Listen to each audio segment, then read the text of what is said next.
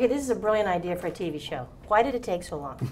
I like your enthusiasm. I mean, because you want to know what happened to that little kid. That movie, that's a movie that really gets under your skin. I'm not sure I like the tone that you just used. I know. Well, yeah. Sorry, continue. Why? How do we get to this place? Oh, well, I have a deal with Fox. They were going through their, library, and there's an executive producer who's on our show, Ross Feynman, and he said, what's a great movie is The Omen. So they brought me in and said, are you a fan of that film? I said, I love that film. I love horror. I love that film in particular. So I started thinking about what to do with that character, where he would be, and really came back to them and said, okay, but I want to do it in a particular way, not just the obvious way, but I want to kind of put our own spin on it. And Fox was like, great, let's try it. So we wrote the script, shopped it around, and then sold it first at Lifetime and then A&E, and it's been picked up and went right to series, and I'm lucky enough to work with these people. Now, was it scary, the notion of finding the perfect Damien that has that perfect amount of extraordinary good looks but creepy looking at the same time? Well, in a great way. I mean, the eyes, look at those eyes. I mean, they talk to you. They really do talk to you. Right? Yeah, go ahead. You know what? I'm right here. Anyway, when Bradley came in and read, we knew that was Damien. There was something about him. I don't know what it was, but it was just, that's the guy. It was just, it was really exciting to just see that he was able to bring so many layers to the character, to kind of keep the mystery and yet add a lot of depth, that we believed that this character was going through this journey, and he was the guy. So we were really lucky to find him. Now, and as an actor who's has worked with him in scenes, it's just a pleasure working with him. I mean, there's so many layers that he's bringing to this character that I didn't realize was there. It's really fun. This is incredibly uncomfortable moment for Yeah, I was an gonna say, Englishman, essentially. But, so there's a layer of charm to him, I would assume, correct? He's a very charming. No, Bradley can't play that. No. He can't. That's hard. I didn't go that far. didn't do that at drama school. So what makes this Damien tick? I mean, he's still an evil sort, correct? Very much so.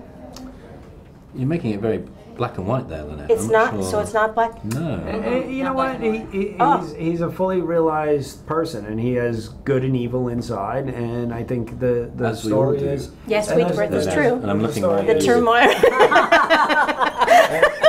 and the story is, which side wins out. So it's really, we needed an actor that could bring to life this complicated role, and Bradley's doing a great job. Now, what is your relationship with him and you in the series? Me? Yes.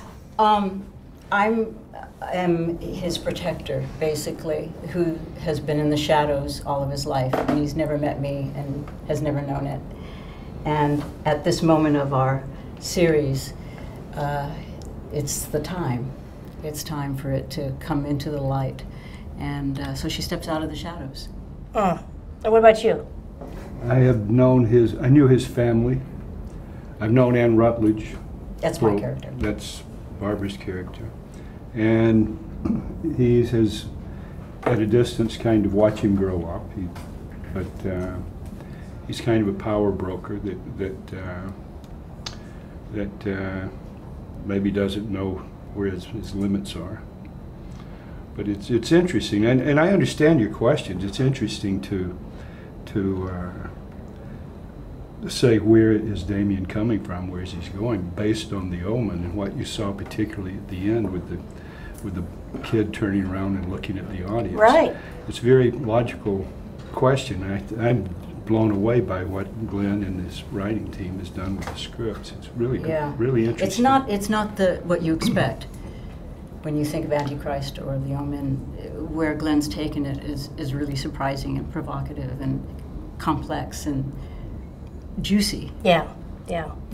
I gotta say, I can't help but think of the scene in G.I. Jane when you're wearing those tight short shorts and running on the tarmac with a cigar in your hand. You remember that scene?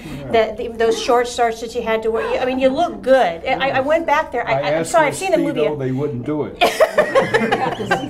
I've seen the movie 400 times, and you played the greatest character for that. Now, one other thing, you probably don't know this, but we're all privately geeking out that you're here, and I got to stick in a Beaches question. How did you feel about the idea of a Beaches a play?